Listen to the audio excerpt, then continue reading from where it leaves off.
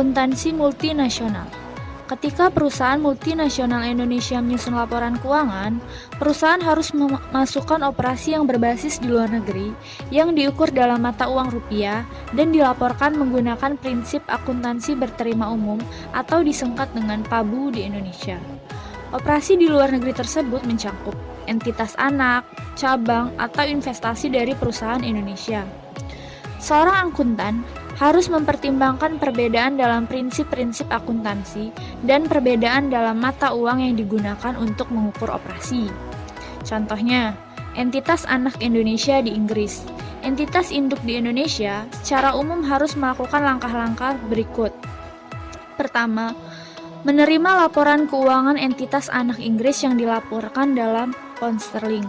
Kedua, menyajikan kembali laporan keuangan tersebut agar sesuai dengan pernyataan standar akuntansi keuangan atau PSAK Indonesia. Ketiga, menjabarkan laporan keuangan yang diukur dalam pound sterling ke dalam nilai setara rupiah dengan rumus akun mata uang asing dikali dengan nilai tukar yang sesuai sama dengan akun yang diukur setara rupiah yang kemudian akan dikonsolidasikan menjadi akun-akun entitas anak menjadi akun entitas induk.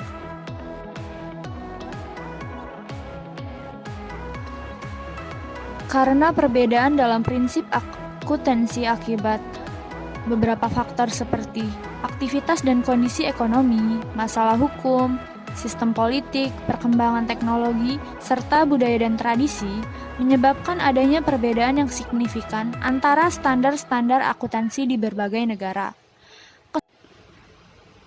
Ketidakseragaman standar akuntansi di berbagai negara ini menimbulkan berbagai permasalahan, baik bagi perusahaan, pihak penyusun, dan pengguna laporan keuangan itu sendiri. Oleh karena itu, International Accounting Standard Board atau disingkat dengan IASB mengeluarkan suatu standar baru yaitu International Accounting Standard yang digunakan antara tahun 1973 hingga 2001. Setelah tahun 2001, IASB mengembangkan standar baru yang diberi nama International Financial Reporting Standard atau IFRS. IFRS bertujuan menyediakan informasi yang menyangkut posisi keuangan, kinerja, serta perubahan posisi keuangan suatu perusahaan yang bermanfaat bagi sejumlah besar pengguna dalam pengambilan keputusan ekonomi. Standar selanjutnya yaitu Generally Accepted Accounting Principles atau disingkat dengan GAAP. GAAP digunakan terutama oleh perusahaan yang melaporkan keuangannya di Amerika Serikat. Tujuan GAAP menyediakan informasi yang berguna untuk pengambilan keputusan investasi dan kredit, serta menyediakan informasi yang berguna untuk memprediksi jumlah, waktu, dan ketidakpastian arus kas masa depan perusahaan. Selanjutnya, penentuan mata uang fungsional. Ada dua permasalahan utama yang harus diatasi ketika laporan keuangan yang akan dijabarkan mata uang asing ke rupiah Indonesia. Pertama, kurs manakah yang harus digunakan untuk menjabarkan saldo mata uang asing tersebut? Kedua, bagaimana seharusnya perlakuan atas keuntungan atau kerugian akibat penjabaran tersebut? Ada tiga kemungkinan kurs yang dapat digunakan untuk mengonversikan nilai mata uang asing. Pertama, kurs kini atau current rate merupakan kurs pada akhir hari perdagangan tanggal laporan posisi keuangan. Yang kedua, ada kurs historis atau historical rate, merupakan kurs yang sudah ada pada transaksi awal berlangsung. Yang ketiga, ada kurs rata-rata atau average rate. Untuk periode berjalan biasanya rata-rata sederhana untuk jangka waktu. Hal tersebut sesuai dengan PSAK nomor 10 mengenai pengaruh perubahan kurs valuta asing. Tujuan dari PSAK ini untuk menjelaskan cara memasukkan transaksi dalam mata uang asing dan kegiatan usaha luar negeri ke dalam laporan keuangan entitas. Berikut adalah indikator-indikator mata uang fungsional. Yang pertama, arus kas.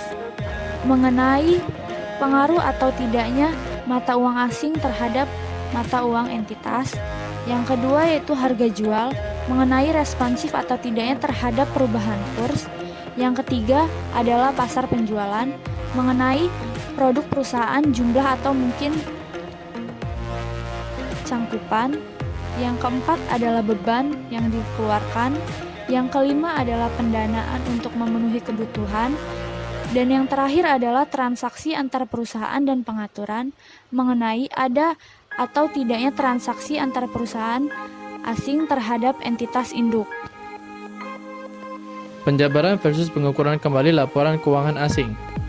Terdapat dua metode yang berbeda untuk menyajikan kembali laporan keuangan entitas asing dalam rupiah, yaitu penjabaran dan pengukuran kembali. Penjabaran adalah metode yang paling umum digunakan dan diterapkan jika mata uang lokal adalah mata uang fungsional entitas asing. Seringkali untuk menjabarkan laporan keuangan diperlukan metode kurs kini, di mana kurs yang digunakan adalah kurs pada tanggal pelaporan posisi keuangan untuk mengonversikan mata uang lokal dari saldo akun pada laporan posisi keuangan. Pengukuran kembali adalah penyajian kembali dari laporan keuangan entitas asing dari mata uang lokal yang digunakan entitas ke mata uang fungsional entitas asing. Pengukuran kembali hanya diperlukan jika mata uang fungsional berbeda dengan mata uang yang digunakan untuk pembukuan dan pencatatan entitas asing. Metode yang digunakan untuk mengukur kembali laporan keuangan dari mata uang lokal ke mata uang fungsionalnya disebut metode temporal. Metode temporal digunakan dalam mengonversikan mata uang asing menjadi mata uang fungsional. Jika mata uang fungsionalnya rupiah, tidak diperlukan penyesuaian tambahan. Jika selain rupiah, maka digunakan metode kurs kini untuk menyajikan kembali informasi ke dalam mata uang rupiah.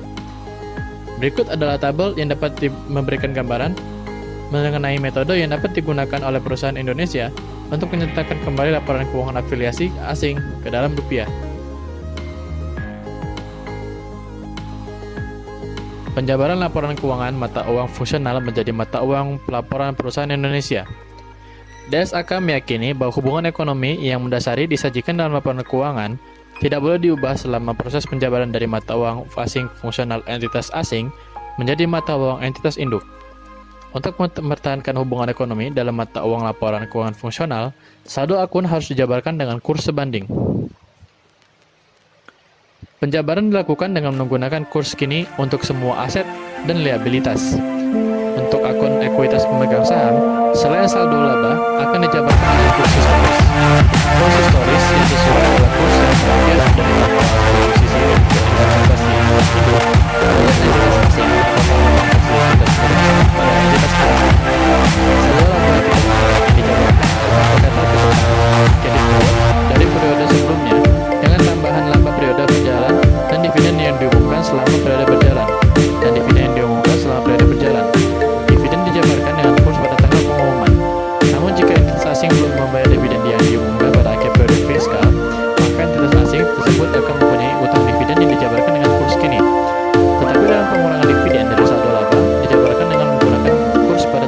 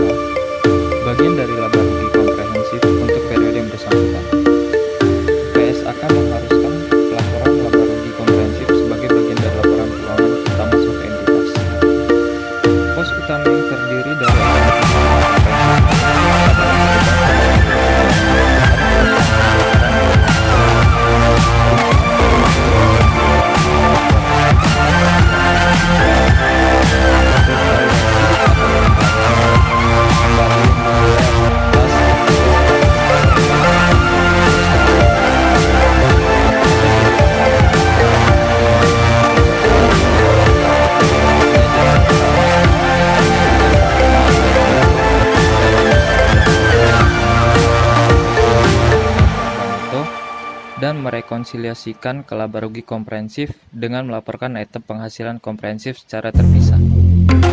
Alternatif kedua yaitu membuat laporan laba rugi yang menyajikan item-item yang menyusun laba neto dan kemudian mempunyai bagian menyajikan item-item penghasilan komprehensif.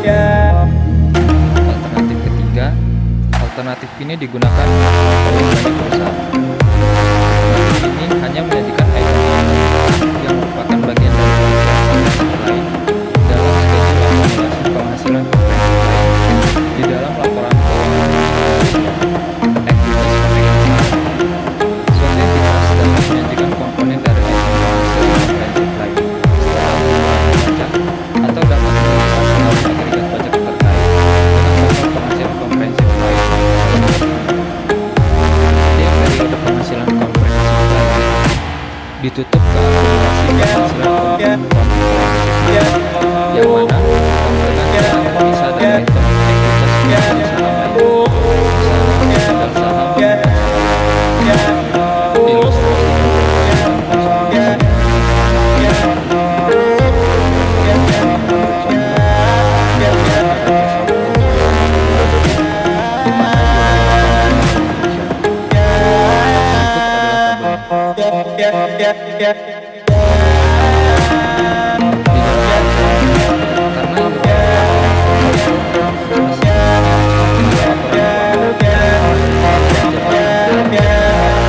menggunakan metode aset dan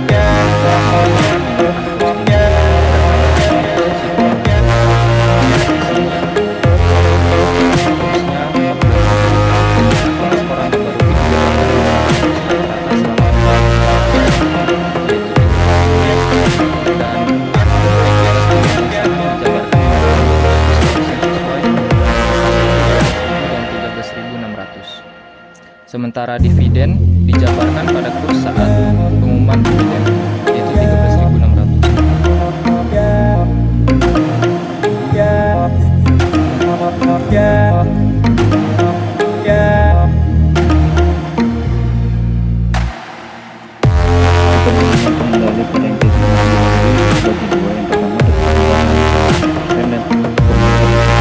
Di bawah 100%.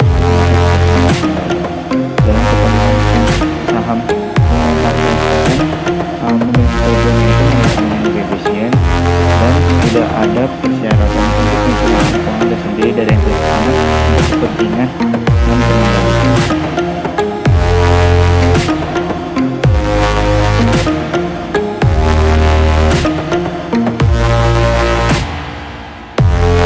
Tetapi jika entitas anak luar negeri tidak memiliki sepenuhnya, maka kepentingan pengendalian harus dihitung dan diperlakukan sebagaimana yang digunakan.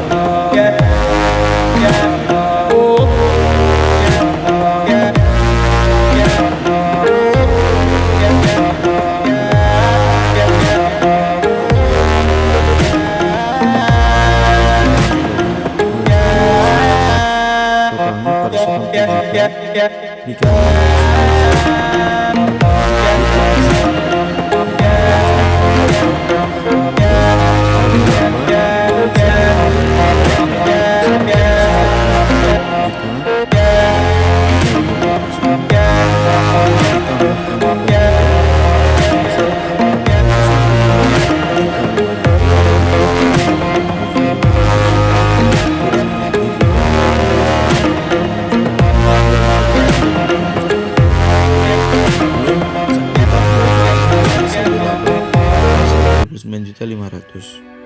akumulasi penghasilan komprehensif lain penyesuaian penjabaran adalah totalnya 110 juta dikali 20% menjadi 22 juta.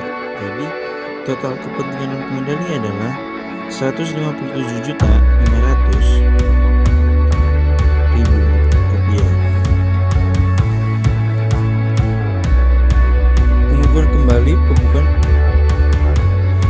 Pengukuran kembali pembukuan ke dalam mata uang fungsional. Metode ini menyajikan kembali laporan keuangan afiliasi asing dalam rupiah.